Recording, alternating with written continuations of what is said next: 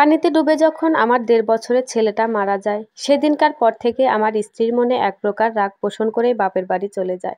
তার মতে সন্তানের মৃত্যুর জন্য আমি সর্বোচ্চ দায়ী। যেখানে সন্তান মারা যাওয়ার ১ সপ্তাহ পূর্বে আমি পুকুর পাড়ে শক্ত খুঁটির সাহায্যে বেড়া দিয়েছিলাম।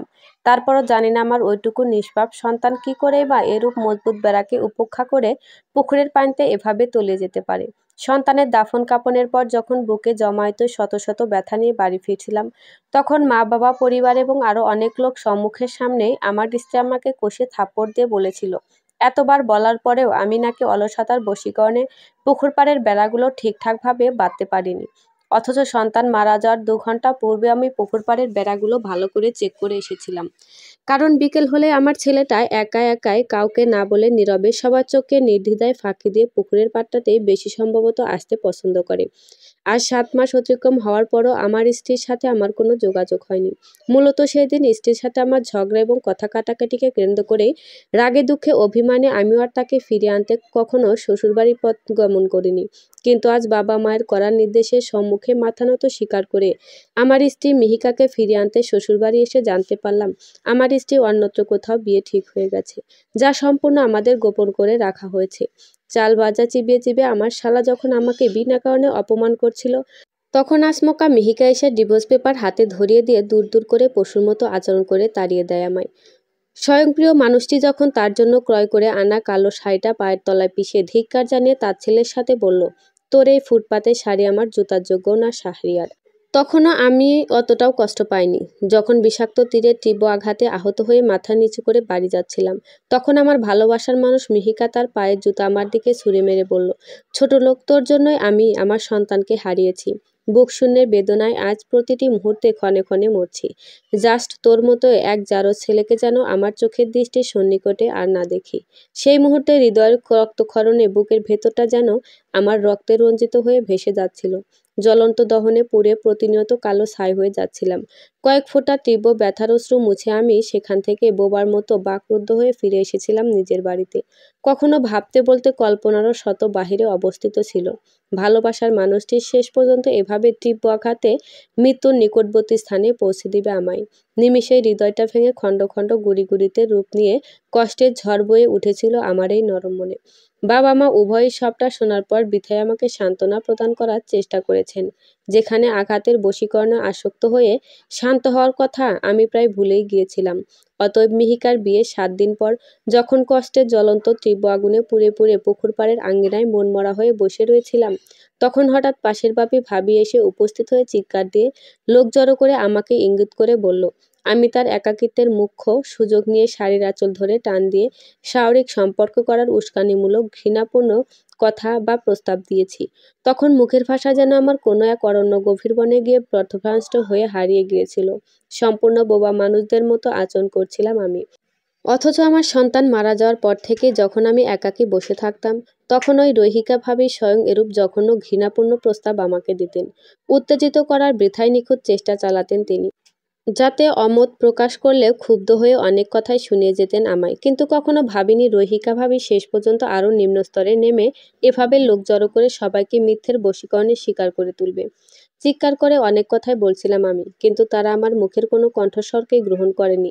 তাই তো সবাই রহিকা ভাবির কথাগুলোকে সত্য বলে আখ্যায়িত করে সমাজের গণ্যমান্য ব্যক্তিরা মিলে আমায় মারধর করে, যার ফলস্বরূপ আজ ২ দিন ধরে আমি হাসপাতালে যন্ত্রণায় কাতরাচ্ছি।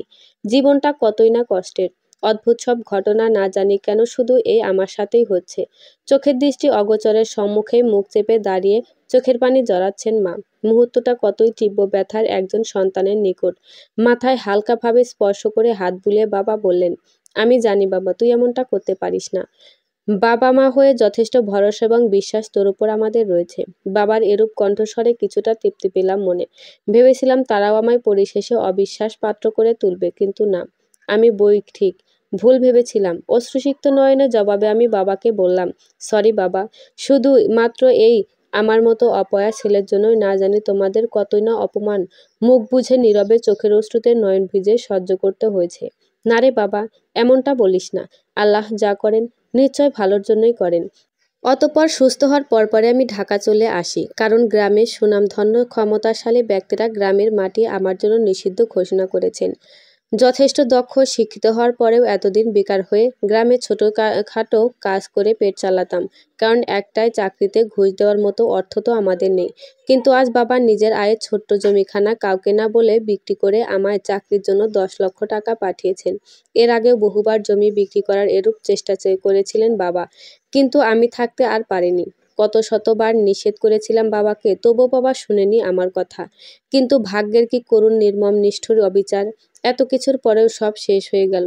10 লক্ষ টাকা ঘুষ দিয়ে চাকরি ফাইনাল করার 1 মাস পর আমায় মিথ্যা অভিযোগে মিথ্যা যুক্তির ভিত্তিতে চাকরি থেকে ঘাড় ধাক্কা দিয়ে বের করে দেওয়া হয়। চাইলেও আর টাকাগুলো ফেরত পাইনি, পেয়েছি শুধু অপমান আর লাঞ্ছনা।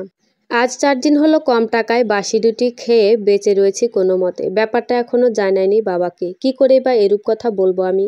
না জানি শুনলে কতই না কষ্টসাধ্য হয়ে উঠবে বাবার নিকট। একটু আগেও বাবা ফোন দিয়েছিল, বাড়িতে 2 দিন ধরে চাল নেই, তোর মা অসুস্থ। মাস তো হলো বাবা, বেতন কি পেয়েছিস? ফোনে বলা বাবার এরূপ কণ্ঠস্বর এখনো যেন আমার কান নামক যন্ত্র দিয়ে স্পষ্ট শুনতে পাচ্ছি। বাবার কথা আড়ালে ব্যথাগুলোকে উপলব্ধি করতে পারছি। তীব্র ব্যথা, যন্ত্রণার আর্তনাদে চোখের জল গড়িয়ে টপ টপ করে পড়ছে আমার। গত কালও বাড়িওয়ালা টাকার জন্য উঁচু গলায় কথা শুনিয়েছেন। আপনি কিন্তু ডিসিপ্লিন নষ্ট করছেন। মাস হওয়ার পরও এখনো বাসা ভাড়া দিচ্ছেন না। এভাবে চললে তো হবে না মিস্টার শাহরিয়ার। সেই মুহূর্তে বহু বাধাকে উপেক্ষা করে কোনোমতে এড়িয়ে গিয়েছিলাম আমি। কিন্তু আর কতদিন? কি করব আমি? কিছুই মাথায় গহীনে প্রবেশ করছে না আমার। আজ এই বিপদে সাহায্য করার মতো তেমন কেউই আর অবশিষ্ট নেই আমার। সবই ঝাপসা ঘোলাটে লাগছে আমার নিকট। পারছি না আর এই ব্যথা বুকে বয়ে চলতে, এভাবে কষ্টের দহনে ক্ষণে ক্ষণে তীব্র জ্বলন্ত আগুনে পড়তে। হে আল্লাহ, আমি তো কোনো পাথর নই, তবুও কেন এত কষ্ট, যন্ত্রণা, বেদনা প্রতিটি পর্যায়ে, ধাপে, ক্ষণে ক্ষণে আমার জীবনে? সন্ধ্যার পর বাধ্য হয়ে টাকার চাহিদার কাছে পরাজিত হয়ে একটা সাধারণ রেস্টুরেন্টে দিনমজুরি কাজ করার পর রাত 12:30টায় ভাড়া বাসায় ফিরেছিলাম। তখন হঠাৎ বাবার ফোন পেয়ে রীতিমতো অনায়াসে চমকে উঠলাম। এত রাতে বাবা কেন ফোন দিয়েছে? কোনো বিপদের সম্মুখে নেই তো তারা? অতএব ফোন রিসিভ করে বললাম, কি হয়েছে বাবা? এত রাতে ফোন দেওয়ার কি কারণ? তোমরা সবাই সহিসালামতে আছো তো? উত্তরে বাবা কান্নায় ভেঙে থেমে থেমে বলল, যৌতুকের জন্য শ্বশুরবাড়িতে তোর বড় বোনকে প্রচুর টর্চার নির্যাতন করা হয়, যার ফলস্বরূপ হাসপাতালের চৌকাঠে পৌঁছানোর আগে তোর অন্তঃসত্ত্বা বোন সর্বশান্ত হয়ে যায়। ও আর বেঁচে নেই রে বাবা, অন্যত্র ভুবনে পাড়ি জমিয়েছে, যেথায় আর কেউ তাকে টর্চার নির্যাতন করতে পারবে না। বাবার এরূপ হৃদয়ভিত্তিক কথা শোনা মাত্রই হাত থেকে ফোনটা রাস্তায় পড়ে যায়। ব্যথা যন্ত্রণায় আর্তনাদে মুহূর্তেই ডুকরে কেঁদে উঠলাম আমি। অতএব দ্রুত তার সাথে কাউন্টারে গিয়ে অনেক রিকোয়েস্ট করার পর অতঃপর কম টাকায় টিকিট ক্রয় করে বাসে উঠে নিজের প্রাক্তন স্ত্রী মিহিকাকে দেখে গলার স্বর যেন আমার মুহূর্তেই থমকে গেল। সে হয়তো আমায় দেখেছে, নতুবা না দেখার অভিনয় করেছে। অতএব বারবার হিমশিম খেয়ে নিজেকে সংযত রেখে নিজের সিটে গিয়ে বসে পড়লাম। ঠিক আমার সামনের সিটেই মিহিকা এবং সম্ভবত তার বর্তমান স্বামী বসে রয়েছে। হঠাৎ অনেকটা আমাকে শুনিয়ে মিহিকা তার বর্তমান স্বামীকেও বলল, তুমি জানো মেহেরাব, আমার আগের স্বামী না খুবই গরিব ও গায়া প্রকৃতি ছিল। ওকে ভালোবেসে বিয়ে করেছিলাম, কিন্তু এতটা ভালোবাসার যোগ্য মোটেও ছিল না। এসব শুনেও না শোনার মতো অভিনয় করে বসে রয়েছিলাম আমি। এই মুহূর্তে বোনের কথা ছাড়া মাথায় আর কিছুই আসছে না। খুবই কষ্ট হচ্ছে নিজের বড় বোনের জন্য। এখনো চোখের সামনে ভেসে উঠছে সেই সব স্মৃতিগুলো। নিজে না খেয়ে যে বোন আমায় খাইয়ে দিত, না জানি কি করে বা আমি সেই বোনের কবরে মাটি দিব। কষ্টে দহনের যন্ত্রণায় চোখের অশ্রু, সেলাই করা শার্টটা ভিজে একাকার। খুব কষ্ট হচ্ছে বুকের ভেতরটা, অজানা সব ব্যথা ফেটে যাচ্ছে। জানি না কখন ঘুমিয়ে পড়েছিলাম, তবে মাঝরাতে কারোর তীব্র হাতে প্রহারে আমার নিদ্রা ভঙ্গ হয়। চোখ মেলে তাকিয়ে সামনে মিহিকা এবং তার বর্তমান স্বামীকে রাগান্বিত চোখে দাঁড়িয়ে থাকতে দেখে বেশ খানিকটা বিভ্রান্তির শিকার হলাম আমি। অতঃপর অবাক করে দিয়ে আমার কলার চেপে ধরে মিহিকার বর্তমান স্বামী বলল, হেই ইডিয়েট! আমার স্ত্রী মিহিকার কোমরে হাত দিয়ে অসভ্যতা করে এখন ঘুমানোর অভিনয় করা হচ্ছে? ছোট লোকের বাচ্চা! মুহূর্তে চোখজোড়া আমার বড় বড়তে রূপ নিতে বাধ্য হয়। হতভম্ব হয়ে আমি বললাম, আশ্চর্য! আমি কেন এরূপ জঘন্য আচরণ আপনার স্ত্রীর সাথে করতে যাব? আপনি ভুল করেছেন। প্লিজ কলারটা ছাড়ুন, অনেকেই দেখছে। জবাবে তিনি হুঙ্কার দিয়ে বললেন, শাট আপ! এভাবে ক্রমাগত মিথ্যের আশ্রয় কখনো পার পাবি না তুই। জানিস আমি কে? তোকে তো আমি পুলিশে দেব। বাসে উপস্থিত থাকা প্রায় সবাই আমার দিকে ঘৃণিত চোখের পলকে তাকিয়েছিল। 8-8 জন যাত্রী আমাকে ভুল বুঝে রাগান্বিত হয়ে নষ্টার ছেলে বলে কটু কথা শোনাচ্ছিল। অনেকে মারধর করার জন্য সামনে এগিয়ে আসলে বাসের সুপারভাইজারের উচ্চ কড়া কণ্ঠস্বরে পরক্ষণে থেমে যায় তারা সবাই। আমার পাশের সিটেই বসে থাকা 18 বয়সী ছেলেটা মুখ চেপে আমার দিকে তাকিয়ে মিটমিট করে হাসছিল তখন।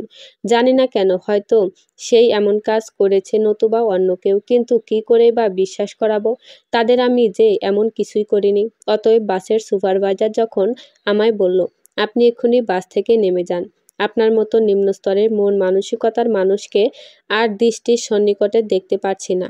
সত্যি বলতে ভুলটা আমারই ছিল, ভালো মানুষ ভেবে এভাবে কম টাকায় আপনাকে টিকিট ক্রয়ের সুযোগ করে দিয়ে। পরক্ষণে যখন আমি অসহায়ত্ব ভঙ্গিতে বললাম, প্লিজ এমন করবেন না, এত রাতে আমি একা কি করব, কোথায় যাব, এমনকি আমার কাছে বাড়ি ফেরার মতো যথেষ্ট টাকাও অবশিষ্ট নেই, আমি নিরুপায়, এভাবে বাস থেকে নামিয়ে দিবেন না আমায়। কিন্তু কারো মনে স্থান লাভ করলো না আমার এরূপ আকুতি মিনতিগুলো। তাই তো আমায় নষ্টা ছেলে হিসেবে সম্বোধন করে বাস থেকে এই গভীর রাতে গুটগুটে অন্ধকার রাস্তার মাঝে এভাবে নির্দ্বিধায় নামিয়ে দেওয়া হলো। জানি না এখন আমি কিভাবে কি করব, কে বা আমায় এই করুণ পরিস্থিতিতে সাহায্য করবে। শীতের রাত, চারদিক কুয়াশা, থরথর করে কাঁপছি আমি, বুকের ভেতরটা তিলে তিলে শেষ হয়ে যাচ্ছে অজানা সব তীব্র কষ্টে, জ্বলন্ত দহনে। নিস্তব্ধতা বিরাজমান চারদিক, মনে হচ্ছে কেউ আমায় ডাকছে তাহার নিকট। কিন্তু কে? মনের সব ব্যথা ধীরে ধীরে বাড়ছে, মাথা ঝিমঝিমও করছে বটে। হঠাৎই চোখের সম্মুখে একটা যাত্রীবাহী বাস এসে থামল। দ্রুতই বাস থেকে একজন হেল্পার নেমে বেশ কিছুটা চিৎকার করে বলল, জ্ঞানশূন্য মানুষ নাকি আপনি? একটু হলেই তো বাসের নিচে চাপা পড়ে নৃশংসভাবে মারা যেতেন। উত্তরে নরম কণ্ঠে নিজের অসহায়তার কথা উল্লেখ করল। বোধহয় বেশ মায়ে হয়েছিল ওনার, তাই তো আমায় এত বড় সাহায্য করলেন তিনি। পরের দিন সকালে গ্রামের মাটিতে পা রাখা মাত্রই ছুটে চলে আসলাম নিজের বাড়ির নিকট। কত শত লোকের ভিড় ঠেলে সাদা কাফনে মোড়ানো নিজের বোনের এরূপ লাশ দেখে মুহূর্তেই ডুকরে কেঁদে উঠলাম আমি। বেশ খানিক নিজেকে সামলে নিয়ে যখন বাবাকে বললাম, বাবা, পুলিশকে ইনফর্ম করেছো? উত্তরে নিজেকে সামলাতে না পেরে বেশ কেঁদে কেঁদেই বাবা বলল, হ্যাঁ করেছি, তবে মূল আসামি তোর বোনের স্বামী এখনো পলাতক। কথাগুলো বলার পরপরই বাবা তীব্র যন্ত্রণায় কান্না বুক ফাটা আর্তনাদে আরো ভেঙে পড়লেন। মায়ের দিকেও খুব একটা তাকানো যাচ্ছে না, কি করুণ দশাই না তাদের।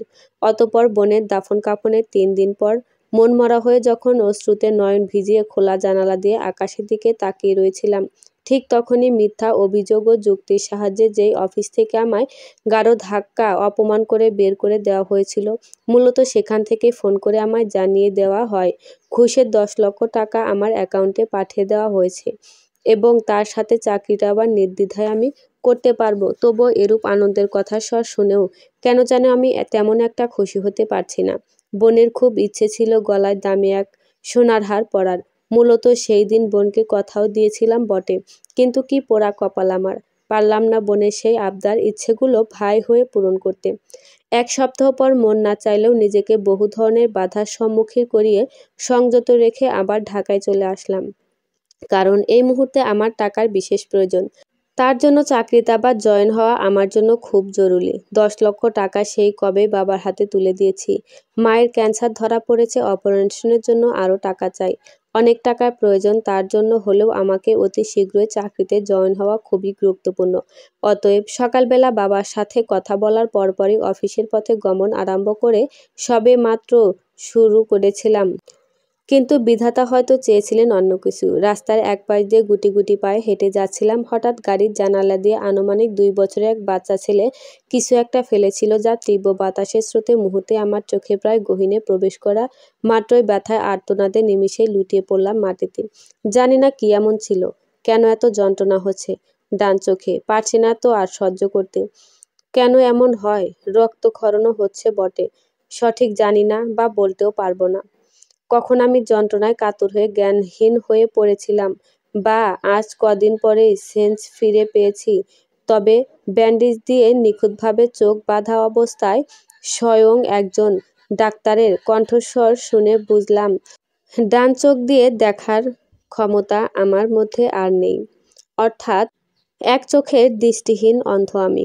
অতএব অতএব দুঃখে লুকিয়ে বেশ খানিক হেসে উল্লাসিত কণ্ঠেই ডাক্তারকে ইঙ্গিত করে আমি বললাম, এর চেয়ে হয়তো আমার মৃত্যুই অধিক ভালো ছিল। হঠাৎ করে আমার এরূপ কণ্ঠস্বর শুনতে পেয়ে ডাক্তার হয়তো বেশ খানিক হিমশিম খেয়ে ওঠে।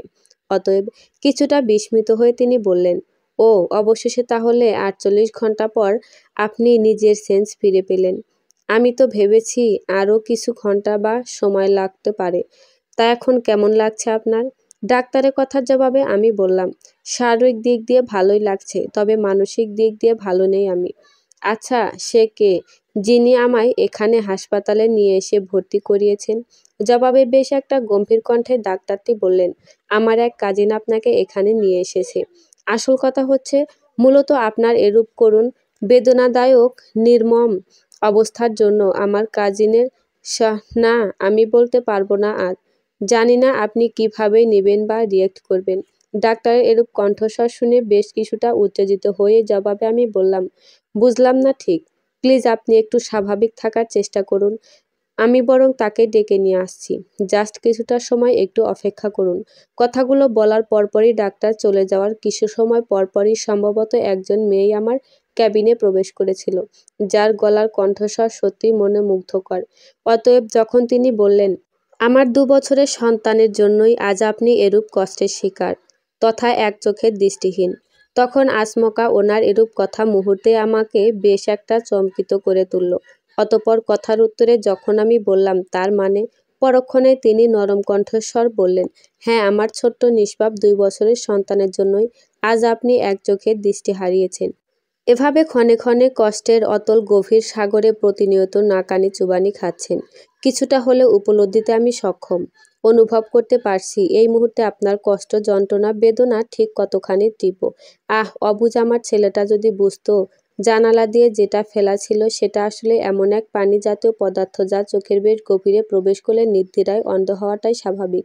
আসলে সত্যিতে এটাই, ভুলটা আমারই ছিল। বাস্তবতার কারণে তেমন একটা নজরও দেইনি। পাশে বসে আমার ছেলেটা ঠিক কী নিয়ে খেলা করছিল। ল্যাপটপ ও কিছু গুরুত্বপূর্ণ কাজে বেশ একটা ব্যস্তই ছিলাম। তবে আপনি চিন্তা করবেন না, আপনার চিকিৎসার সমস্ত খরচ আমি বহন করব। দ্রুতই আপনি আবারও আপনার ডান চোখের দৃষ্টি ফিরে পাবেন। তাৎক্ষণিক তিনি আরও কিছু বলার প্রস্তুতি নিচ্ছিলেন, কিন্তু তার আগেই ওনার সব কথার উত্তরে আমি নরম কণ্ঠে বললাম, কিছুই করার নেই। আমার ভাগ্যের লিখনে যা ছিল সেটাই বাস্তবে রূপ নিয়েছে, তাছাড়া আর কিছুই নয়। আমি হতাশ হইনি, এতে একটু কষ্ট পাইনি। এর চেয়ে অধিক তীব্র আঘাত যন্ত্রণা নিয়ে বেঁচে রয়েছি। তার সম্মুখে এ ব্যথা আমার খুবই ক্ষুদ্র, খুবই।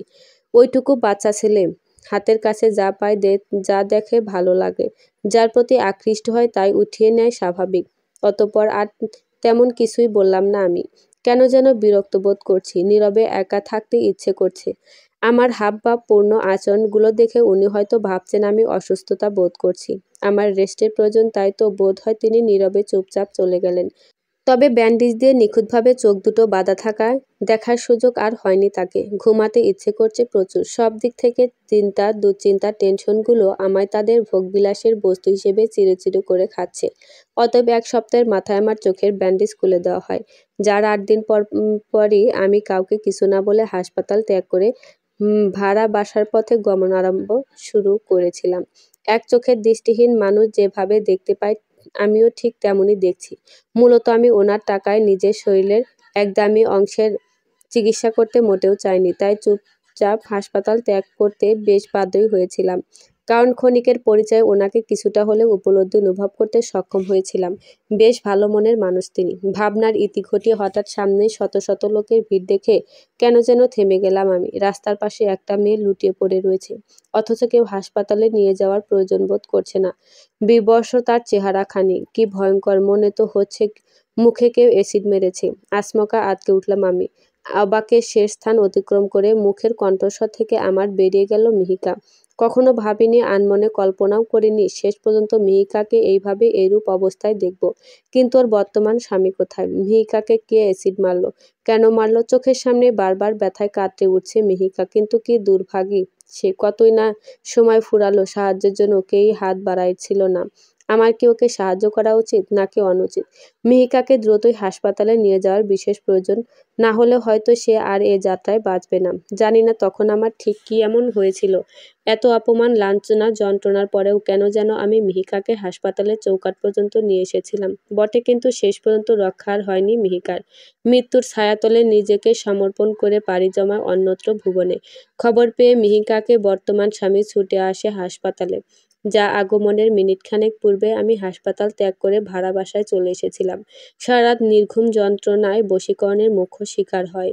মুখে চাপা কান্নায়, ব্যথায়, আর্তনাদে কাতর হয়ে কাটানোর পর সকালবেলা এক প্রকার না খেয়ে অফিস পথে গমন শুরু করেছিলাম। সেই কবে অফিস জয়েন হওয়ার জন্য বলে দেওয়া হয়েছিল আমায়, কিন্তু আজ কতদিন পরই বা যাচ্ছি, না জানি কি হয়। তবে চাকরি আমার এখন ভীষণ প্রয়োজন। অতএব অফিস পৌঁছানোর সঙ্গে সঙ্গে বসের সাথে আমার সাক্ষাৎ করা অবশ্যই বাধ্যতামূলক ছিল। বেশ-আটকা বয়স্ক মানুষই তিনি। কাঁধে হাত রাখলেন আমার। খানিকটা মাথা উঁচু করে ভ্রু ভাঁজ করে তিনি বললেন, তোমাকে তো বোধ হয় আর অনেক আগেই অফিস জয়েন হওয়ার জন্য জানিয়ে দেওয়া হয়েছিল, কিন্তু এতদিন পর হোয়াই? সরি স্যার, কিছু ব্যক্তিগত সমস্যা ছিলেন। বুঝলাম। শোনো, আমার অফিসে আজ পর্যন্ত কেউ ঘুষের সাহায্যে চাকরিতে জয়েন হয়নি। মূলত দক্ষ বুদ্ধি, জ্ঞান, শিক্ষাগত যোগ্যতা থাকলেই জাস্ট এনাফ। কিন্তু আমার অবর্তমানে মাসেরও অধিক দিনের জন্য অফিসের বিশ্বস্ত লোক অর্থাৎ ম্যানেজারকে সবকিছুর দায়িত্ব বহনের জন্য চিহ্নিত করেছিলাম। বাট সেটা হয়তো আমার ভুল ছাড়া আর কিছুই ছিল না। কখনো ভাবিনি মেনে নিতেও নিজের কাছে খুব একটা কষ্টসাধ্য ব্যাপার হয়ে উঠেছিল।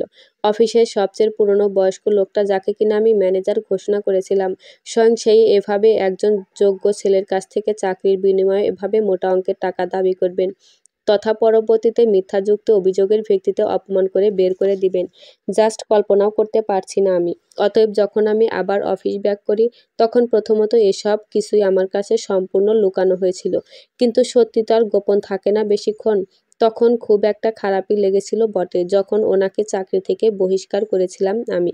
কিন্তু কী বা আর করার? এদের মতো নিচু মন মানসিকতার লোককে তো আর এভাবে বিশ্বাস করে কাজে রাখতে পারি না। তোমার চিন্তার কোনো কারণ আবশ্যক নেই। নির্দ্বিধায় রোজ অফিসে আসতে পারো। আশা করছি আর কোনো সমস্যা হবে না তোমার। কথাগুলো বলার পরপরই কিছুক্ষণ দীর্ঘশ্বাস টেনে নিজের চেয়ারে গিয়ে বসে পড়লেন তিনি। অতএব আমিও নিশ্চুপ নির্দ্বিধায় নিজের সেই পুরনো ডেস্কে সেই কাজে মনোনিবেশ করা আরম্ভ করলাম।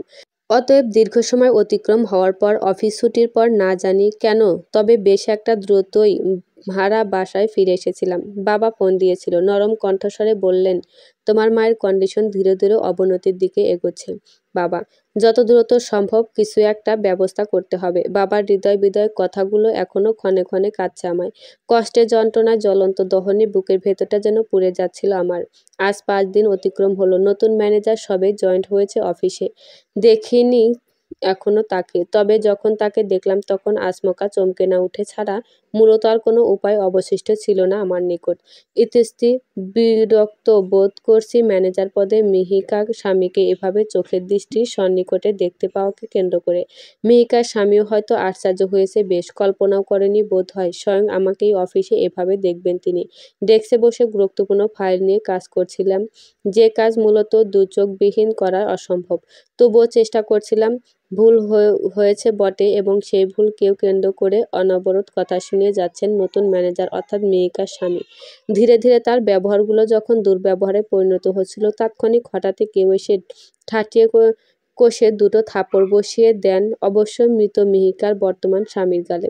এতে যতটা না আশ্চর্য হয়েছি, তার চেয়েও তীব্র আকারে আশ্চর্য, অবাক হয়েছি তাকে দেখে, যে কিনা মূলত আচমকা এসে মিহিকার স্বামীকে থাপ্পড় মেরেছে। স্বয়ং ইনিই সেই, যার অবুঝ 2 বছরের সন্তানের জন্য আজ আমি এক চোখের দৃষ্টিবিহীন। আশ্চর্য, হতবাক, হতভম্ব হয়ে দাঁড়িয়ে রয়েছি আমি। কটমট করে তীব্র রাগে রাগান্বিত মিহিকার বর্তমান স্বামীর উদ্দেশ্যে তিনি উচ্চ কণ্ঠস্বর প্রয়োগ করে বললেন, আমি হতবাক। তোমার মতো এক জানোয়ার নিম্নমন মস্তিষ্কের লোককে আমার বাবা অফিসের সন্নিকটে এভাবে দেখতে পেয়ে। এখনো স্পষ্ট মনে আছে আমার সেই দিনটির প্রতি, যেই দিন তুই আমার এক কাজিনকে নির্দ্বিধায় কটু কথা শুনিয়ে অসভ্যতা করার চেষ্টায় বিভোর ছিলে। মূলত সেই দিন বেশ তাড়াহুড়ায়, তথা আমার ছেলের জ্বর সর্দি অসুখ থাকায় অবশ্য তখন তেমন একটা কিছুই করতে পারিনি।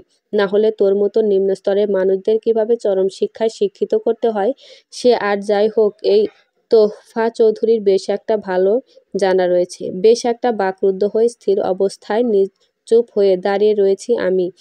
আজ কেন যেন একের পর এক আমি বেশ অবাকই হচ্ছি বটে। অতঃপর এরূপ রাগান্বিত উচ্চ কণ্ঠস্বরকে কেন্দ্র করে অফিসের প্রায় সবাই দলে দলে ভিড় জমিয়েছে আমার ডেস্কের নিকট। অতএব সবাইকে সাইড করে ভেতরে এসে অফিসের বস খুব একটা বিস্মিত কণ্ঠে স্বরেই বললেন, এত চিৎকার চেঁচামেচি কেন? মাহ তোফা, তুমি এখানে কেন? কি করছো? Do not understand anything. হচ্ছে কি এখানে? মিহিকার বর্তমান স্বামীকে ইঙ্গিত করে জনাবে তোফা খানিকটা কড়া কণ্ঠস্বরই প্রয়োগ করে বললেন, এসব কি বাবা? Can not believe it. Why বাবা? তুমি একে ম্যানেজার পদে চাকরি প্রদান করেছ, যার কোনো মূল্যবোধ, আত্মবোধ, বিবেকবোধ বলতে অন্তত কিছুই নেই। এক কথায় যাকে শুধুমাত্র রক্তে মাংসে গড়া নিচু মন মানসিকতার অধিকারী বলা তাই শ্রেয়। নরম কণ্ঠস্বরে অফিসের বস বললেন, মা আমার কিছুই তো বুঝলাম না তোমার কণ্ঠস্বরগুলো অর্থ। জবাবে তোফা এখনো বেশ রাগান্বিত কণ্ঠস্বরেই বললেন, ইউ মে নট নো বাবা, এই লোকটার আচরণ কতখানি জঘন্য। সেদিন আমার কাজিন রাশেদাকে এই লোকটায় ঘৃণিত ভাষায় কটু কথা এমনকি বাজে ইঙ্গিত করেছিল। I do not want to say anything মোর।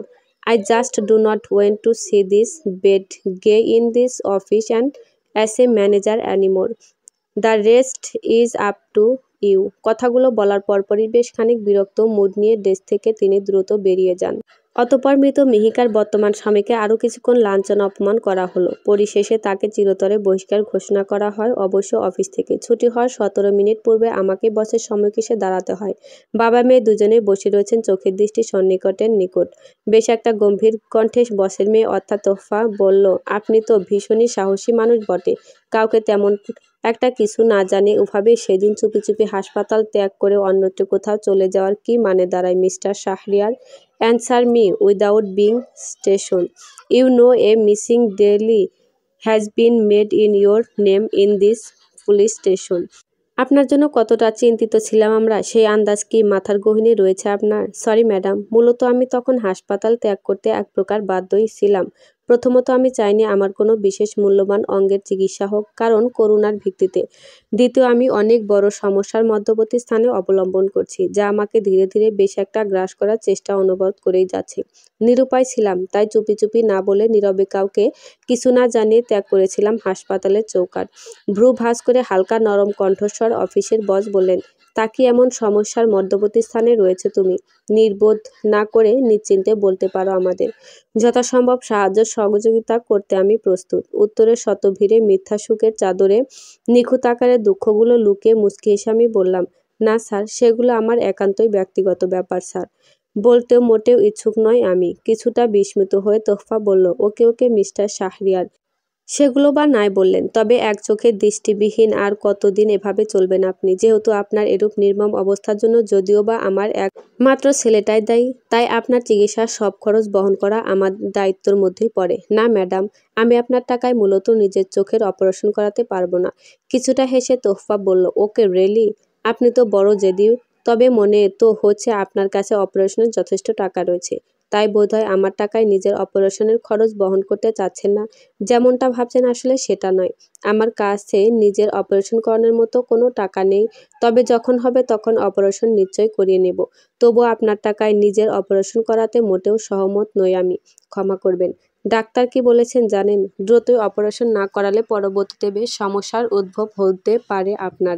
তাই যেমনই হোক, যে করেই হোক, ইমিডিয়েটলি অপারেশনটা আপনাকে করতেই হবে। সেটা জোর করে হলেও করতে আপনি নিশ্চিত বাধ্য।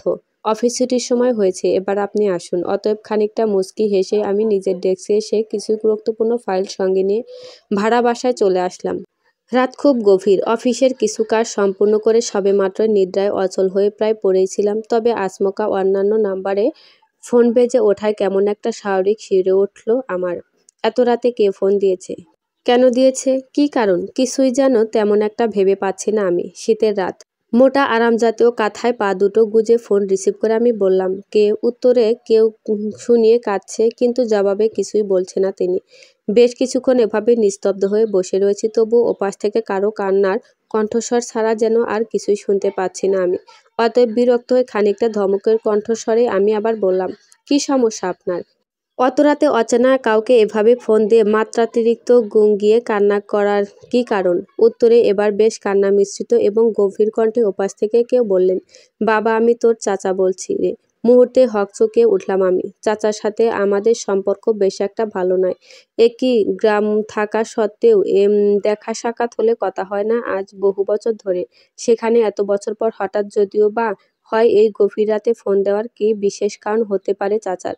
কয়েকবার বেশ খানিকটা হিমশিম খেয়ে আমি বললাম, কি ব্যাপার চাচা তুমি? আচমকা এভাবে এত রাতে ফোন দেওয়ার কি এমন বিশেষ কারণ তোমার? জবাবে চাচা যা বললেন তা শোনার মাত্রই আমার বুকের ভেতরটা সব জ্বালা যন্ত্রণা আবার সেই আগের মতো তীব্র আকারে বাড়তে আরম্ভ করলো। সারা শরীর শিউরে উঠছে প্রতিনিয়ত। শীতের রাত, তবুও অজস্র ঘাম ঝরছে কপালে। ধীরে ধীরে হাত পা ঠান্ডা হওয়ার উপক্রম। চাচা যখন বললেন, বাবা তোদের বাড়িতে আগুন লেগেছিল খানিকটা সময় পূর্বে, যে আগুনে পুড়ে তোর বাবা এবং অসুস্থ মা উভয়ে মারা গিয়েছেন। আল্লাহর আস্তে বিশ্বাস কর বাবা, হইচই কোলাহলে যখন খবরটা শুনতে পেয়েছিলাম তখন এক মুহূর্তের জন্য ঘাপটি মেরে বসে থাকিনি।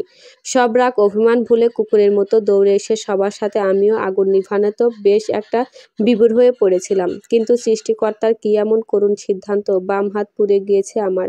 এখনো পোড়া স্থান দিয়ে গড়গড়িয়ে প্রচুর রক্তপাত হচ্ছে। তবে পারলাম না রে তোর বাবা কিংবা তোর মা কাউকেই এই জ্বলন্ত তীব্র আগুনের যন্ত্রণাদায়ক মৃত্যুর হাত থেকে উদ্ধার করতে। চাচার এরূপ কণ্ঠস্বরগুলো যখন আমার কান নামক বিশেষ এক যন্ত্র দিয়ে শুনছিলাম তখন আমার বেশ একটা শ্বাসরুদ্ধ হয়েছিল। ধুমড়ে মুচড়ে যাওয়া ভাঙা হৃদয়ে যেন আবারও তীব্র আকারে কষ্টের দহনগুলো ধীরে ধীরে বেড়ে যাচ্ছিল। ধুমড়ে মুচড়ে যাওয়া ভাঙা হৃদয়ে যেন আরও তীব্র আকারে কষ্টের দহনগুলো ধীরে ধীরে বেড়ে যাচ্ছিল। সারা রাত স্তব্ধ স্থির হয়ে বসেছিলাম, যা আমার জন্য ছিল অতি যন্ত্রণাদায়ক তিমির রাত্রি। যে রাত এত সহজে কাটিবার নয়। শীতের সকাল ভোরে ভোরে রওনা দিয়েছি নিজের গ্রামের বাড়ির উদ্দেশ্যে। অফিসের বসকে ফোন করে সেই কখন জানিয়ে দিয়েছি। সান্ত্বনা প্রকাশ করে ছুটি দিয়েছেন আমায় বহুদিনের জন্য। অতএব বেশ কয়েক ঘন্টা অতিক্রম হওয়ার পর অবশেষে গ্রামে পৌঁছালাম আমি। তারপর চাচার বাড়ির পথে গমন শুরু করলাম। কারণ চাচা ফোন দিয়ে আগে আমাকে বলেছিলেন বাবা মা উভয়কেই লাশ তাদের বাড়িতে রয়েছে। যতই নিজের অনবরত কাঁপতে থাকা পা দুটো সামনের দিকে এগোচ্ছি ততই নিজেকে সামলানোর বেশ একটা কষ্টসাধ্য ব্যাপারই হয়ে উঠছে আমার নিকট। বহুদিন পর চাচার বাড়ির সম্মুখে গিয়ে উপস্থিত হলাম। সারা বাড়ি জুড়েই কোলাহল, চিৎকার, চেঁচামেচি, কান্না। কত শত লোকের ভিড়ই বিপদের সময় যে সব নিকটবর্তী আত্মীয় স্বজনদের কখনো খুঁজেও পাওয়া যেত না, তারা আজও উপস্থিত হয়ে কান্নায় জর্জরিত। কতই না অদ্ভুত সব ব্যাপার স্যাপার চোখের দৃষ্টি সন্নিকটে। অতঃপর সবাইকে উপেক্ষা করে বাবা মায়ের লাশের সম্মুখে এসেই শত শত ব্যথার অমানবিক আঘাতে হাঁটু দুটি ভাঁজ করে সঙ্গে সঙ্গেই বসে পড়লাম আমি। চাচা বললেন, বাবা তোর লাশ দুটো দেখা হয়তো ঠিক হবে না। আমি নিশ্চিত তুই সইতে পারবি না। বাসার ভেতরে যা। উত্তরে নিজেকে সবার সম্মুখে শক্তপোক্ত হিসেবে চিহ্নিত করে বেশ একটা গম্ভীর কণ্ঠে আমি বললাম, না চাচা, যেমনই হোক যতই কষ্ট হোক আমি দেখব। আর তো পারবো না চাচা নিজের বাবা মাকে চোখের নয়নে দেখতে। হবে না আমার। বাবা এক হাত মুষ্টিবদ্ধভাবে ধরে। সোনালি সকালে হাঁটাহাঁটি, পথ চলা। হয়তো আর বলতেও পারবো না কখন, মাগো তুমি সত্যি আমার নিকট সেরা। কেউ আর মিষ্টি করে ডাকবে না শাহরিয়ার, বলবে না কেউ সুমধুর কণ্ঠস্বরে, আজ তোর জন্য রেঁধেছি মন পছন্দ মোতাবেক সব ধরনের রান্না। রাগ করে রুমে বসে না থেকে খেতে আয় বাবা। পারছি না আর আমি ব্যথামুক্ত হতে, নিজেকে আর ক্ষণে ক্ষণে কষ্ট যন্ত্রণার নিকট বিলীন হতে আটকাতে। চাচার হাত দুটো বেশ শক্ত করে ধরে অশ্রুসিক্ত নয়নে খানিকটা চিৎকার করে আমি বললাম, কাফনের মুখ দুটো খুলে দেওয়া চাচা। দেখতে চাই শেষ দেখা নিজের জন্মদাতা জন্মধাত্রী পিতামাতাকে, যার পরে অনন্তকালের জন্য পারবো না তাদের দেখতে এই রং বেরঙের ভুবনে, একমাত্র পরকাল ছাড়া। অতঃপর চাচা কৌশলে চোখের ইশারা অবলম্বন করলেন। কাফনের মুখ দুটো উন্মুক্ত করা হলো। মুহূর্তে ডুকরে কেঁদে উঠলাম আমি।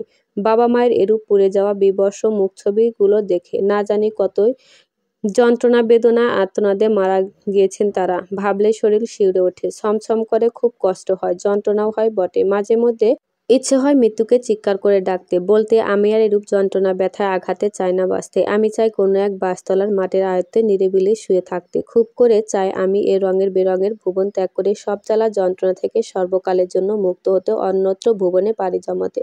অতএব মাগরিবের বেশ খানিক আগেই বাবা মায়ের দাফন কাফনের কাজ সম্পূর্ণ করা হলো। আজ 2 দিন হলো চাচাদের বাসায় রয়েছি। সার্বক্ষণিকভাবে তারা আমায় সান্ত্বনা দেওয়ার যথেষ্ট চেষ্টা করছে। রাত এখন বেশ একটা গভীরেই বটে। আনুমানিক সময় 2টা 11 হবে। চুপি চুপি বেরিয়ে পড়লাম এত রাতে নিজের সেই পুড়ে যাওয়া ভিটামাটির উদ্দেশ্যে। চারিদিক কুয়াশা আচ্ছন্ন, ঘুটঘুটে অন্ধকার। ঠান্ডা লাগছে বেশ। শুনশান মাটির রাস্তা, আশেপাশে গাছগাছালিতে ভরপুর। অবশেষে উপস্থিত হলাম পুড়ে যাওয়া নিজের বাড়ির নিকটে। গুটি গুটি পায়ে কচি বাঁশের ছোট্ট বেড়াটি টেঙ্গিয়ে পাশের বাড়ির জানালার নিকটে এসে দাঁড়ালাম আমি। ভেতরে অবৈধ পাপিষ্ঠে লিপ্ত তারা। কি অবাক করায় না কাণ্ড তাদের! এ সমাজ তাদের দিয়েছে উচ্চ সম্মান, যারা রাতের ঘুটঘুটে আঁধারে করে সব অন্যায় পাপিষ্ঠ নিষিদ্ধ কাজ। খানিক সময় পর ঠিকঠাক হয়ে উঠে দাঁড়িয়ে গ্রামের মধ্যবয়স্ক চেয়ারম্যান বলল, তোমার স্বামী বড়ই অদ্ভুত, এত সুন্দরী স্ত্রী রেখে কেউ দীর্ঘ সময় এভাবে প্রবাসে থাকে। যাই হোক, আজ তাহলে আসি রহিকা, কাল না হয় আবার আসবো। সবার চোখে অনায়াসে ধুলোয় অন্ধ করে দিয়ে কথাগুলো বলার পরপরই তিনি রহিকা ভাবির ঘর থেকে চুপি চুপি বেরিয়ে এই কুয়াশাচ্ছন্ন ঘুটঘুটে অন্ধকারে বাঁশতলার ছোট্ট পথ অতিক্রম করে চলে গেলেন। খারাপ লাগছে বেশ একটা প্রবাসে থাকা রহিকা ভাবির স্বামীর জন্য। নিজের কাপড় ঠিক করাতে বেশ একটা বিভোরেই ছিলেন রহিকা ভাবি।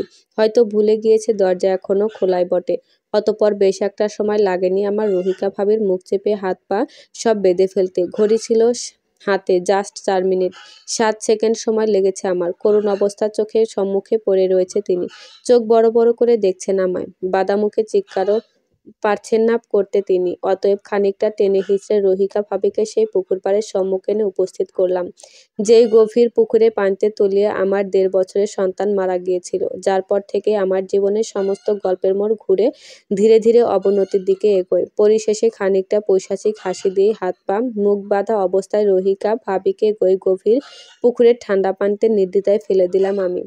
যার 15 সেকেন্ড পর আমি চাচার বাড়ির পথে গমন আরম্ভ করি। বেশ একটা তৃপ্তিই পাচ্ছি মনে। অবশেষে গন্তব্য পৌঁছে এক প্রকার চুপি চুপি চাচা বাড়িতে প্রবেশ করে রুমে এসে নির্ঘুমে অপেক্ষায় প্রহরগুলো গুনছি একের পর।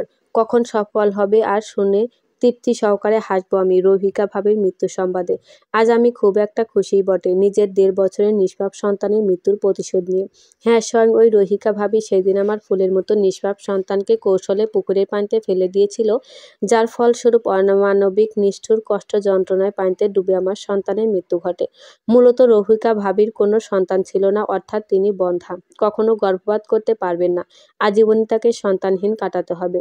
যেদিন আমার ছেলে একটু আকটু হাঁটতে শিখেছিল, তখন থেকে আমি বেশ একটা খেয়াল করতাম।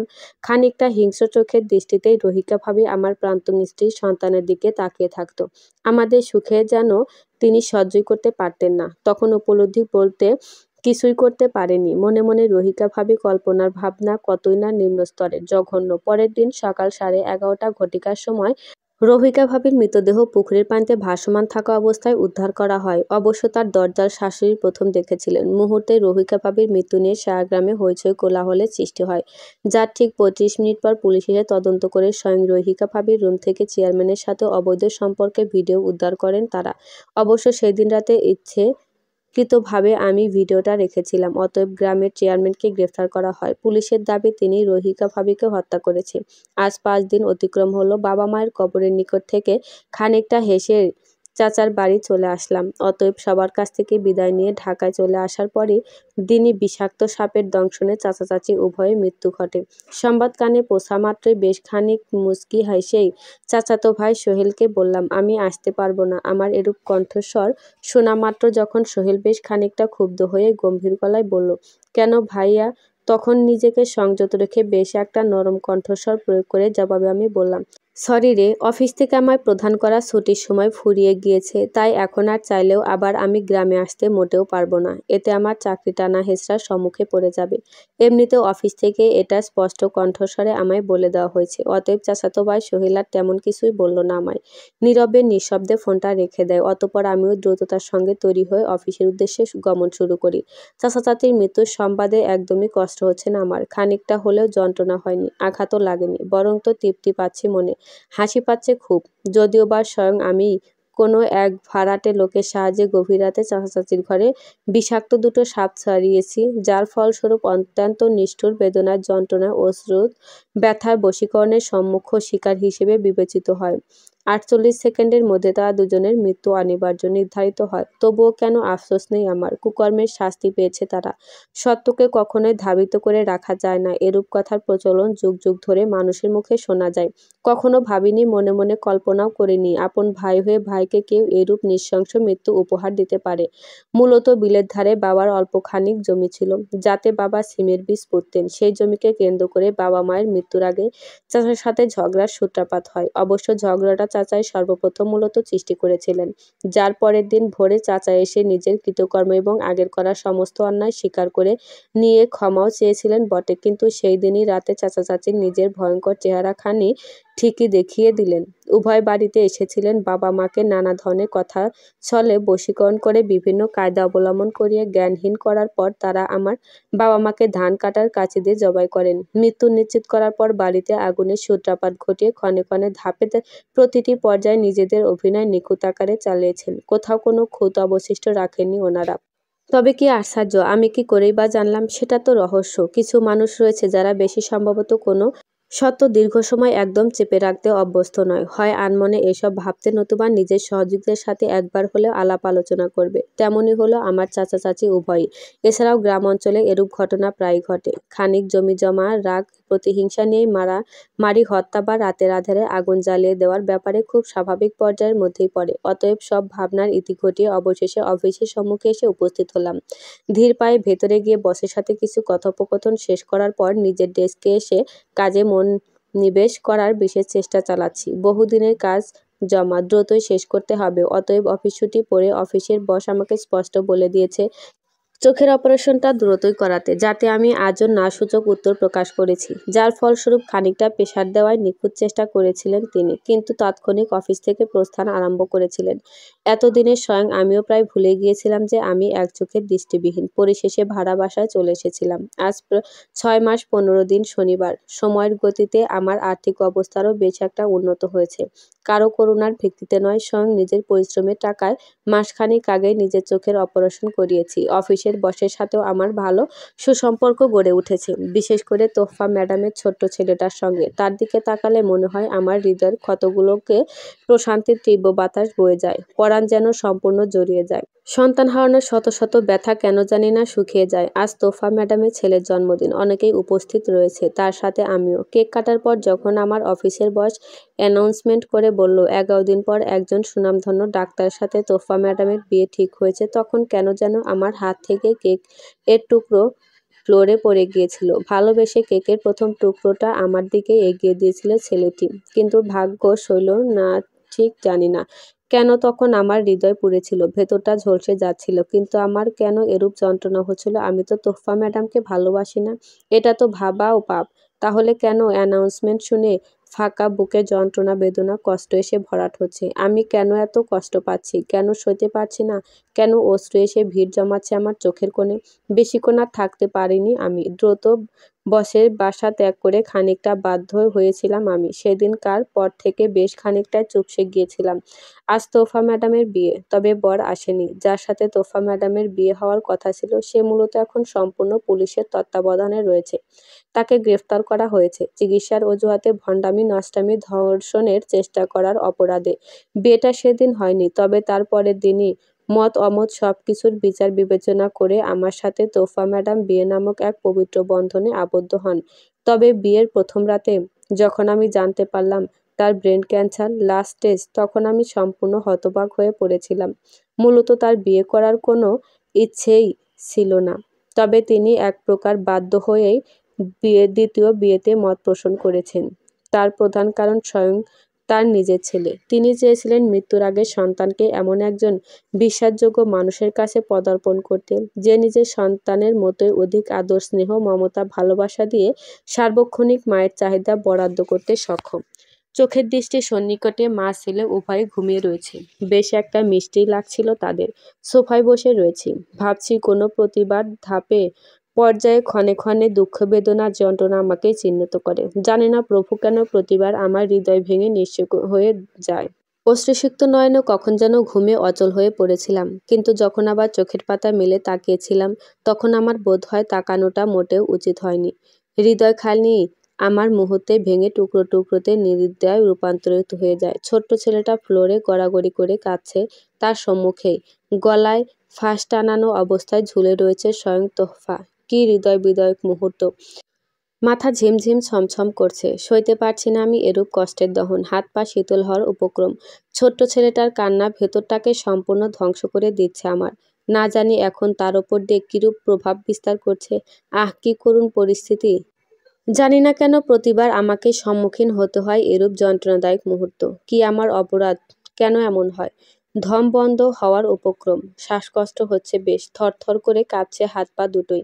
নিতে পারছি না আর, সইতেও পারছি না এরূপ কষ্ট, যন্ত্রণা, বেদনা। চোখগুলো ঝাপসা হয়ে আছে, বুক ফেটে যাচ্ছে। কষ্টের তীব্র দহনে জ্বলন্ত আগুনে অন্তর্মহল পুড়ে শেষ হওয়ার শিখরে। হঠাৎ চিৎকার দিয়ে উঠলাম। চারদিক বেশ অন্ধকার, যদিও বা ডিম লাইট জ্বালানো। পাশের রুম থেকে সুমধুর কণ্ঠস্বরে কোরআন তেলাওয়াতের স্পষ্ট শব্দ কান নামক বিশেষ এক যন্ত্র দিয়ে শুনতে পাচ্ছি আমি। বেশ একটা পরিচিত কণ্ঠস্বর বটে। পাশের রুমে গিয়ে দেখলাম তোফা। অতএব দরজার নিকটে দাঁড়িয়ে বেশ খানিক সময় পর্যন্ত তার সুমধুর কণ্ঠস্বরে কোরআন তেলাওয়াতে শুনছিলাম। মসজিদে আজান দিচ্ছে, অবশ্য ফজরের। কোরআন তেলাওয়াত স্থগিত করে নামাজের জন্য প্রস্তুতি গ্রহণের সময় আমাকে দরজার নিকট এভাবে দাঁড়িয়ে থাকতে দেখে মূলত বেশ খানিক অবাক হয়েই তিনি জিজ্ঞেস করলেন, তুমি? উত্তরে আমি বললাম, হ্যাঁ, ঘুম ভেঙে গিয়েছিল। তবে খুব সুন্দর কোরআন তেলাওয়াত করতে পারেন আপনি। প্রশংসার জন্য ধন্যবাদ। অবশ্য উঠেছ যখন, মসজিদের কাছেই রয়েছে, নামাজ পড়ে এসো। যদিও বা আমি নামাজহীন মানুষদের মোটেও দেখতে পারি না। অতএব চুপচাপ ওয়াশরুমে গিয়ে ফ্রেশ হওয়ার পর শ্বশুরের সাথেই মসজিদে নামাজ আদায়ের উদ্দেশ্য গমন আরম্ভ করলাম এবং মনে মনে ভাবলাম, ভাগ্যিস সবই মাত্র দুঃস্বপ্ন ছিল। নতুবা এরূপ ধাক্কা আমি কোনো ক্রমেই সইতে পারতাম না। অতএব নামাজ শেষে বাড়ি ফেরার পথে আচমকা আমার হাত দুটো মুষ্টিবদ্ধ আকারে ধরে শ্বশুর যখন বললেন, শোনো বাবা, তোমাকে কিছু বলার আছে আমার। তুমি হয়তো জানো না আমার মেয়ে ব্রেন ক্যান্সার লাস্ট স্টেজে। জানি আমি, তবে এতে কোনোই সমস্যা নেই আমার। আমি এই বিয়েতে মত দিয়েছি শুধুই আপনার নাতনি শিহান এর জন্য। আপনি তো জানেনই বটে আমার জীবন সম্পর্কে। আপনি চিন্তা করবেন না। যতদিন এই ভুবনে তোহফার শ্বাস চলবে ততদিন আমি নিজের সর্বোচ্চটা দিয়ে চেষ্টায় বিভোর থাকব তোহফাকে সবকিছু ভুলে সার্বক্ষণিক সুখের বশীকরণে রাখার। অতঃপর কিছুক্ষণ নিঃশব্দে থাকার পর আমার হাত দুটো ছেড়ে দিয়ে তিনি আবার বললেন, হয়তো এসব কিছুই জানো না তুমি, যে আমার মেয়ের লাভ ম্যারেজ ছিল। সন্তান জন্মানোর মাত্র 5 মাসের মাথায় আমার মেয়ের ক্যান্সার ধরা পড়ে, যার ফলস্বরূপ ভালোবাসার সংসারখানি ভেঙে যায় তাদের। কারণ তার পক্ষে একজন ব্রেন ক্যান্সারে আক্রান্ত মেয়েকে দিন দিন এভাবে সামলানো মোটেও সম্ভব নয়। ডিভোর্সের পর আমার মেয়ে খুব ভেঙে পড়েছিল। প্রচণ্ড পরিমাণে আঘাতে আহত হয়ে মৃত্যুর পথ অবধি বেছে নিতে পিছু পা হয়নি সে, কিন্তু সন্তানের জন্য সে পথে আর পা বাড়াইতে পারেনি। আমি উপলব্ধি করি আমার মেয়ের যন্ত্রণা ঠিক কতখানি, তবে সে বৃথায় নিজেকে সামলানোর চেষ্টা করেছে প্রতিনিয়ত। সেই দিন ডাক্তার আমাকে স্পষ্ট বলেছিলেন, এই মুহূর্তে আমার মেয়ের একজন সঙ্গীর খুবই প্রয়োজন, যে আমার মেয়েকে সার্বক্ষণিক বুঝতে, উপলব্ধিতে সক্ষম, যার সাথে আমার মেয়ে ফিলিংস বা নানান কথাবার্তা শেয়ার করতে পারবে। কারণ এই মুহূর্তে একাকী থাকা তোহফার জন্য বড়ই বিপজ্জনক। এতে ক্যান্সার নিরাময় হওয়ার পরিবর্তে অবনতির দিকেই বরঞ্চ এগোবে। ডাক্তারের মতে তোহফার বাঁচার চান্স এখনো বেশ রয়েছে, তবে তাকে এই পজিশনে অবশ্যই নিজের ভারসাম্যকে সতেজ রাখতে হবে। মোটেও ভারসাম্যহীন হওয়া যাবে না। এই মুহূর্তে তোহফার পাশে বিশেষ একজন অতি প্রয়োজন, যে প্রতিনিয়ত তোহফাকে সাপোর্ট করবে, সর্বদা পাশে পাশে রইবে, প্রতিনিয়ত বাঁচার রাস্তা প্রকাশ করবে, যার সাথে থাকলে কখনো কোনো ক্রমে একাকী মনে হবে না তোহফার। একমাত্র মেয়ে তোহফা ছাড়া আমার আর কেউই নেই শাহরিয়ার। আমি চাই না আমার মেয়ে এভাবে ক্ষণে ক্ষণে যন্ত্রণার বশীকরণের শিকার হয়ে ভুবন ত্যাগ করুক। মূলত তোহফার দ্বিতীয় বিয়েতে সত্যি বলতে কোনো ক্রমেই মত ছিল না। শুধুমাত্র আমার অশ্রুসিক্ত নয়নের দিকে একবার চোখের পলক ফেলা মাত্রই মত প্রকাশ করতে এক প্রকার বাধ্যই হয়েছিল। সে দীর্ঘ এক শ্বাস নিয়ে খানিকটা গম্ভীর কণ্ঠস্বর প্রয়োগ করেই ওনার কথা সব জবাবে আমি বললাম, নিশ্চিন্তে থাকুন, নিজের দায়িত্ব কর্তব্য খামতি বলতে কোনো কিছুই রাখব না আমি। অতঃপর বাসায় চলে আসলাম। অবশ্য এখন আমায় ভাড়া বাসা ছেড়ে তোফাদের বাড়িতেই থাকতে হচ্ছে। আজ 1 মাস অতিবাহিত হলো। খানিক সময় আগে ডাক্তার ফোন করে বেশ খানিক হাস্যোজ্জ্বল কণ্ঠ আমাকে বলেছিলেন, তোফা কন্ডিশন কিন্তু দিন দিন অবনতির দিকে পাল্টে উন্নতির দিকেই এগোচ্ছে। আপনি আপনার চেষ্টায় বিভোর থাকুন, আশা করছি দ্রুততার সাথেই সুস্থতা লাভ করতে সক্ষম হবে। ডাক্তারের কথাগুলো শুনে তখন বেশ খানিক খুশিও হয়েছিলাম বটে, কিন্তু পর মুহূর্তে আমার সব খুশি দুঃখে রূপান্তরিত হতে বাধ্য হয়। দুর্বল শরীর নিয়ে আচমকায় বমি করতে করতে সিঁড়ি থেকে পড়ে যায় তোফা। অবস্থা তেমন একটা ভালো তা, মূলত এটা ক্যান্সারেরই একটা লক্ষণ। সিহানকে কোনো মতে ঘুম পাড়িয়ে তোফাকে যখন ওষুধ এগিয়ে দিয়ে বললাম, এটা খেয়ে নিন, তখন তিনি ওষুধটা দ্রুততাই খেলেন এবং আমার হাত ধরে এক প্রকার পেছন থেকে টেনে ধরেই বললেন, এত মায়া কেন লাগাচ্ছ আমায়? কেন নতুন করে বাঁচার স্বপ্ন দেখাচ্ছ? আমি তো বেশি দিন বাঁচব না শাহরিয়ার, মরে যাব। কিন্তু তোমার কাছে আমার বিশেষ একটা চাওয়া থেকে যাবে। আমার মৃত্যুর পর সিহানকে তার মায়ের কথাগুলো যথাসম্ভব ভুলিয়ে রেখো। আমি জানি না সিহান এটা কিভাবে মেনে নেবে। তবে যেমনই হোক, তোমাকে তো আমার কথাগুলো ভুলিয়ে রাখতেই হবে। কেন যেন আমার মনে হলো এটাই তোফার শেষ কথা। এরপর আমি আর তোফাকে দেখতে পারবো না, তার সাথে আর কখনো কথাও বলতে পারবো না। তবুও মুখে হাসি রেখে জবাবে আমি বললাম, বিশ্বাস বা ভরসা রাখুন, কিছুই হবে না আপনার। কিন্তু তাৎক্ষণিক জানি না কেন আমার ভাঙা মন বারবার আমায় বলল, আমি তোফাকে বাঁচার মিথ্যা আশ্বাস দিচ্ছি, যেখানে সত্যি বলতে তোফার বাঁচার তেমন একটা চান্স নেই। সারা রাত আমার নির্ঘুমে কেটেছে। কোনো ক্রমে মোটেও ঘুমাতে পারিনি আমি, অজানা সব হৃদয় বিদয়ক ভয়ে। না জানি কখন কি হঠাৎ আচমকা ঘটে যায়। পরের দিন সকালে আমার আশঙ্কায় সত্যিতে রূপ নিয়েছিল। রাত ফুরিয়ে দিনের আলো ফুটতে তোফার অবস্থা বেশ করুণ দশায় পরিণত হয়, যার ফলস্বরূপ ইমিডিয়েটলি অ্যাম্বুলেন্সে তোফাকে দ্রুতই হাসপাতালে নিয়ে আসা হয়। আইসিইউতে রয়েছে সে। বুকের ভেতরটা ফেটে যাচ্ছে আমার। অল্প দিন হলেও ভাঙা হৃদয়ে বেশ খানিকটা জায়গা বিস্তার করে নিয়েছিল সে। সইতে পারছি না আমি তার এরূপ করুণ যন্ত্রণাদায়ক মুহূর্তগুলো। জীবনে কি এমন জঘন্য পাপ করেছিলাম আমি? কেন এমন হয়? কেন একটু সুখের পরিবর্তে অজস্র দুঃখ পেতে হয় আমায়? সত্যিই কি তাই? অভাগা যেদিকে যায় সাগর যে শুকিয়ে যায়। আমি আদৌ কোনো সুখের সন্ধান পাব না। অন্তিম শ্বাস অবধিকে আমায় এভাবেই চিরকাল কষ্টের জ্বলন্ত দহনে পুড়ে ডুকরে ডুকরে মৃত্যুকে সদরে বরণ করে নিতে হবে। মায়ের এরূপ কন্ডিশন দেখে এক প্রকার কান্না করতে করতেই কোলে থাকা অবস্থায় ঘুমিয়ে রয়েছে ছোট্ট সিহান। আহ, কি এমন হৃদয় বিদায়ক অবস্থা আমার! কিভাবে আর সইব ক্ষণে ক্ষণে এভাবে? মৃত্যু কেন করছে না স্মরণ আমায়? আমি তো চাই খুব নিজেকে মৃত্যুর নিকটে সঁপে দিতে। পারছি না আর এরূপ তীব্র কষ্টের দহনে প্রতিনিয়ত পড়তে, বারবার হৃদয় বিদায়ক করুণ ঘটনায় এভাবে হৃদয় ভাঙার যন্ত্রণায় আহত হতে। অতএব রাত ৩ ঘটিকায় তোহফার একবার জ্ঞান ফিরেছিল বটে, কিন্তু পর মুহূর্তে আবার সেন্সলেস হয়ে পড়ে। অবস্থা বেশ গুরুতর। কিন্তু পরের দিন যখন বাসার কাজের মেয়েটা হাসপাতালে খাবার দিতে এসে তোহফার বাবাকে খানিকটা কড়া কণ্ঠস্বর প্রয়োগ করেই বলল, স্যার, আজ দীর্ঘ ২-৩ বছর যাবৎ আমি আপনাদের বাসায় কাজ করছি, কিন্তু আজ থেকে আমি আর কাজ করতে পারবো না। তার প্রধান কারণ স্বরূপ আপনার মেয়ে জামাইয়ের স্বভাবচরিত্র মোটেও একদম ভালো না।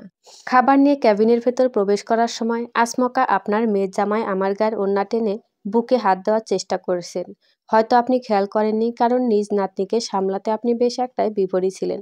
এমনকি ইশারা ইঙ্গিতেও তিনি আমায় অবৈধ সম্পর্ক গড়ার বেশ কয়েকবার তাগিদও জানিয়েছেন বটে। কিন্তু তাও আপনার চোখের দৃষ্টি সন্নিকটে পড়ল না, তাই বাধ্য হয়ে আমাকে এভাবে বলতে হচ্ছে। কারণ আপনি এটা বেশ ভালো করেই জানেন, আমরা কাজের লোক হতে পারি স্যার, কিন্তু অতি সহজে কোনো অন্যায় সহ্য করতে নিতে অভ্যস্ত নই। কাজের মেয়েটার এরূপ ঘৃণাপূর্ণ মুখের কণ্ঠস্বর শোনা মাত্রই আমার শ্বশুর সম্পূর্ণ স্তব্ধ হয়ে গিয়েছিলেন। কিন্তু তার চেয়ে অধিক স্তব্ধ, অবাক, আশ্চর্য, হতবাক, হতভম্ব কিন্তু স্বয়ং আমি হয়েছিলাম। হাত পা থরথর করে বারবার কেঁপে উঠছিল। মন বলছে আবার কোনো বিপদের নিকটবর্তী স্থানে প্রায় পৌঁছে গিয়েছি আমি। ছেলেটা গতকাল থেকে না খেয়ে এক প্রকার খালি পেটেই ছিল। আজ যখন মুখে কিছু তুলে দিতে যাচ্ছিলাম, কি দুর্ভাগ্য আমার! তাও আর পারলাম না। হাত থেকে খাবারের বাটিখানা মুহূর্তে ফ্লোরে পড়ে গিয়েছিল তখন। কাজের মেয়েটির এরূপ মিথ্যা অভিযোগে সেই দিন আমার শ্বশুর কাজের মেয়েটার কথার গুরুত্ব একটু বেশিই দিয়েছিলেন। তাই তো তিনি কাজের মেয়ে রুহানার কান্না মিশ্রিত কণ্ঠস্বরগুলো সত্যি মনে করেছিলেন। তার বলা প্রতিটা কথা চোখ বন্ধ করে অনায়াসে বিশ্বাস করেছিলেন। হয়তো সত্যিই দীর্ঘদিন যাবৎ কাজ করে আসছে রুহানা। তাই তো আমার কোনো কথায় গুরুত্ব না দিয়ে অগ্রাহ্য করে নিজের শ্বশুর আমায় ভুল বুঝেছিলেন। সজোরে থাপ্পড় প্রদান করে বিশ্বাসঘাতক চরিত্রহীন বলে সম্বোধন করে দূর দূর করে তাড়িয়ে দিয়েছিলেন আমায়। আজ ৮ দিন পর শ্বশুরের নিষেধাজ্ঞা থাকা পরেও হাসপাতালের উদ্দেশ্যে গমন আরম্ভ কিছুক্ষণ আগেই মাত্র শুরু করেছিলাম। অবশ্য এতদিন আমাকে কোনো এক হোটেল রুমেই থাকতে হয়েছে। যেহেতু ভাড়া বাসা সেই আগেই ছেড়ে দিয়েছি, তাই সেখানে যাবার কোনো চান্সই ছিল না আমার নিকট।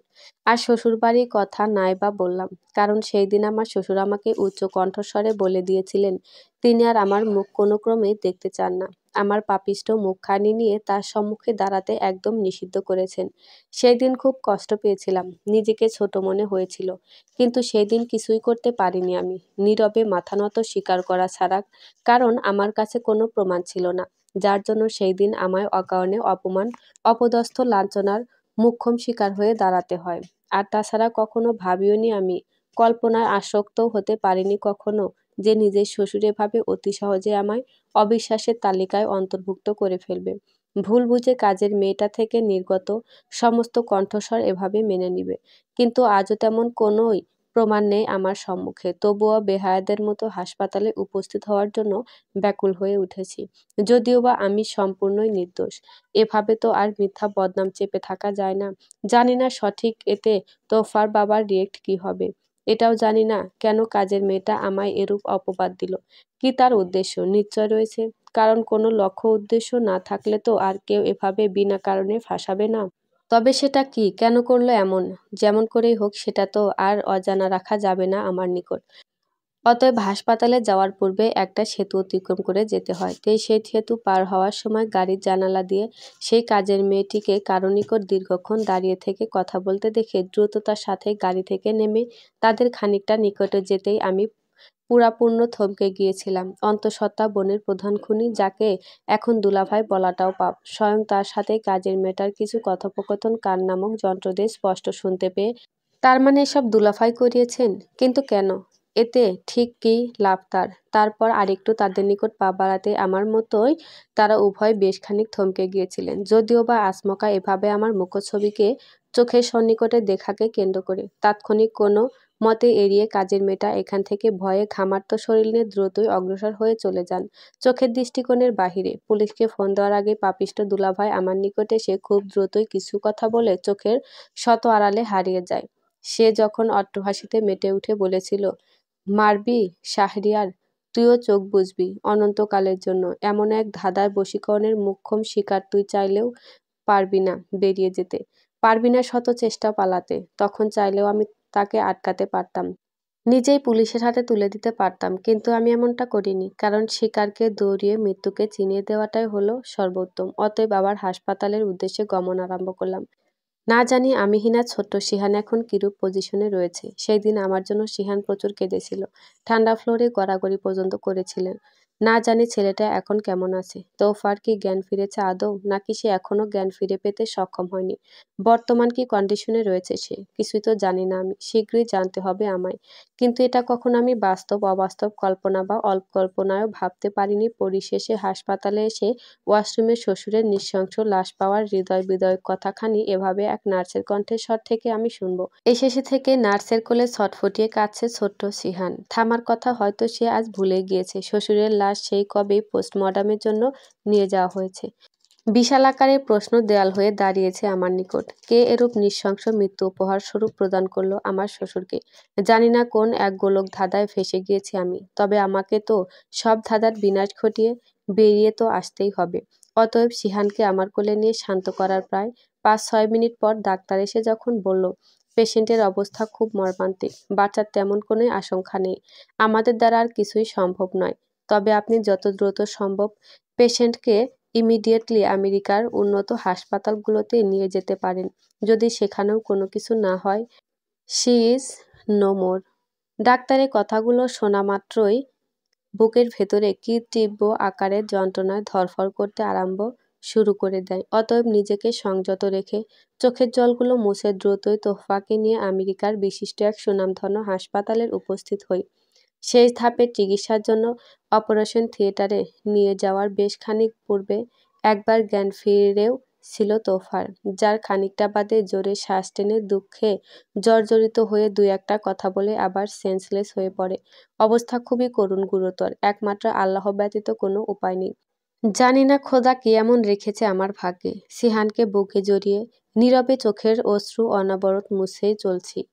ফুরাবার কোনো গন্ধই খুঁজে পাচ্ছি না আমি। অপারেশনের পর ডাক্তার খুবই গম্ভীর কণ্ঠস্বর প্রয়োগ করে আমাকে সান্ত্বনা প্রদান করে নির্দিষ্ট কিছু সময় বলে দিয়ে চলে যান, যেই সময় ফুরাবার পূর্বেই জ্ঞান না ফিরে পেতে সক্ষম হলে আর কখনোই সে চোখ মেলে তাকাবে না, সতেজ শ্বাস টেনে রইবে না আর এ ভুবনে।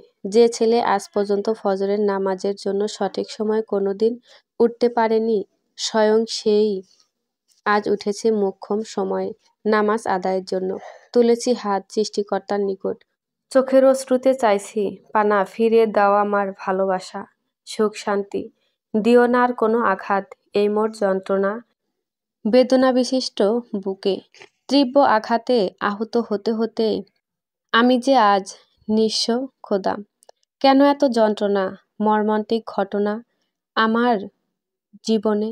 কেন এমন হয় ক্ষণে ক্ষণে আমার সাথেই? আমি তো মানুষ, নই কোনো শক্ত পাথর। সকাল হতে না হতেই তোফার নিকট এসে অপেক্ষা প্রহর গুণে বসে রয়েছি, কখন জ্ঞান ফিরবে তার। ডাক্তার তো সেই কখন আশা ছেড়ে দিয়েছে। তবুও নিরাশ হইনি আমি। বিশ্বাস রেখেছি সৃষ্টিকর্তার নিকট, নিশ্চয় সে আজ আমার হতাশ করবেন না। ঠিক তাই হয়েছে। তিনি আমায় নিরাশ বা হতাশ কিছুই করেননি। যখন আমিও আশা ছেড়ে দিয়ে তোফার এক হাত ধরে ডুকরে ডুকরে কাঁদছিলাম, তখন হঠাৎই চোখ মেলে শ্বাস টেনে ওঠে তোফা। খুশিতে আত্মহারা হয়ে ঝাপটি মেরে সেদিন তোফাকে প্রথমবারের মতো জড়িয়ে ধরেছিলাম আমি। সৃষ্টিকর্তার অসীম কৃপায় তোফা এখন সুস্থ হবে সম্পূর্ণ। সুস্থতা লাভ করতে আরও বেশ খানিক সময় লাগতে পারে। অতঃপর দেশে আসার ৯ মাস পর সিহানকে কোলে বসিয়ে খবরের কাগজ পড়ছিলাম। সেই সময় তোফা ছুটে এসে পেছন থেকে এক প্রকার ঝাপটি মেরে জড়িয়ে ধরে বলল, আজ আমি খুব খুশি শাহরিয়ার। কেন? তুমি কি জানো শাহরিয়ার, বাবাকে কারা ষড়যন্ত্র করে খুন করেছে? না তো। তুমি কি জানো? পুলিশ কি কিছু বলেছে তোমায়? বাবাকে আমাদের অফিসের দ্বিতীয় ম্যানেজার, অর্থাৎ সেই ছেলেটাকে আমার অপমান ও কথার ভিত্তিতে বের করে দেওয়া হয়েছে। সেই বাজে লোকটা এবং তার সহযোগী দুঃসম্পর্কে আত্মীয় মিলে ষড়যন্ত্র করে নৃশংসভাবে হত্যা করেছে আমার বয়স্ক বাবাকে। আর এটাও বলতে খুবই ঘৃণা লাগছে, আমাদের বাসার কাজের মেয়েটাও এতে সম্পূর্ণ জড়িত ছিল। তবে মজার ব্যাপারটা কি তুমি জানো? কি? তাদের তিনজন কেউ অজানা, কেউ একজন নৃশংস মৃত্যু উপহারস্বরূপ প্রদান করেছেন। পুলিশ খানিক সময় আগেই ফোন করে আমায় সব বললেন। তোহফার কথার উত্তরে আমি বেশ একটা রহস্যমূলক হাসি দিয়ে রহস্যোজ্জ্বল কণ্ঠে বিড়বিড় করে বললাম, বেশ তো, পাপের শাস্তি পেয়েছে তারা। তবে জানলে অবাক হবে তুমি, তাদের একজন ছিল আমার প্রাক্তন স্ত্রীর স্বামী এবং অপরজন আমার বোনের হত্যাকারী। এই বিড়বিড় করে কিছু বললে তুমি? ভ্রুকুচকে বলেছি, বেশ তো, তারা পাপের শাস্তি পেয়েছে। তা ঠিক বটে। তবে ওদের কেই বা মারলো? কেন মারলো সেটাই তো প্রশ্ন হয়ে দাঁড়ালো পুলিশের নিকট। অতএব তোহফাকে আর কিছুই বলার সুযোগ না দিয়ে সিহানকে কোলে নিয়ে বেলকনিতে এসে আনমনেই জানি না কেন আমি প্রচুর হাসলাম আজ। অতএব সময়ের তীব্র গতিতে আজ বহুদিন অতিবাহিত হলো। তোহফা এখন প্রায় সম্পূর্ণ সুস্থ, তার সাথে অন্তঃসত্ত্বাও। পরিশেষে অপেক্ষার অবসান ঘটিয়ে আজ সেই দিন এসেই গেল, যেদিন কারো এ ভুবনে আসার কথা ছিল, কিন্তু তা আর হয়ে ওঠেনি। তাকে নিয়ে দেখা মনের গহীনে পরম আদরে সাজানো সব স্বপ্নই ভেঙে গিয়েছে নিমিষেই। তার আগমন হলো না এই ভুবনে। মূলত সেই দিন আমার স্ত্রী তোফার ডেলিভারির সময় ডাক্তার শুধুমাত্র তোফাকে বাঁচাতে সক্ষম হয়েছিল, তার গর্ভে থাকা আমার সন্তানকে নয়। এতে আমি অতটাও ধাক্কা খাইনি বা থমকে দাঁড়াইনি। ব্যথার আর্তনাদে চেঁচিয়ে কান্নাও করিনি। শুধু ধৈর্য ধারণ করে নিজের করুণ ভাগ্যকে সদরে বরণ করে নিয়েছিলাম। কারণ তাছাড়া আর করার কিছুই নেই আমার নিকট। সেই দিনকার পর থেকে তোফা আমার বুকে মাথা রেখে বা জড়িয়ে ধরে প্রায়ই সময় কাঁদে। ঠিক আজও তার ব্যতিক্রম হলো না। কপালে চুমু দিয়ে মুখে হাসি রেখে আজও সেই একইভাবে আমি তোহফাকে সান্ত্বনা প্রদান করছি। সমাপ্ত।